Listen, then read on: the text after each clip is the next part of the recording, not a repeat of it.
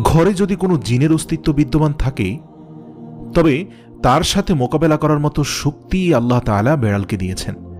বেড়ালটি জিনের সাথে থাকা নেগেটিভ এনার্জিগুলোকেও শোষণ করে ফেলতে পারে। শুধু তাই নয়, বেড়ালের শরীরে আল্লাহ এমন একটি ব্যাকটেরিয়া দিয়েছেন যা কিনা আমাদের আশেপাশে থাকা সব ধরনের নেগেটিভ এনার্জিকে শোষণ করে নেয়। এছাড়াও বিজ্ঞানীরা বলছেন, আমরা যখন রাতে ঘুমাতে যাই তখন ঘরে পুষে রাখা বেড়াল সারা রাত ধরে আমাদের শরীর থেকে নেগেটিভ এনার্জি শোষণ করতে থাকে। আল্লাহ রাব্বুল আলামিন বেড়ালের মাঝে কিছু বৈশিষ্ট্য দিয়েছেন, যার কারণে এমন সুন্দর একটি মাখলুক আমাদের রোজকার জীবনের অংশ হয়ে উঠেছে।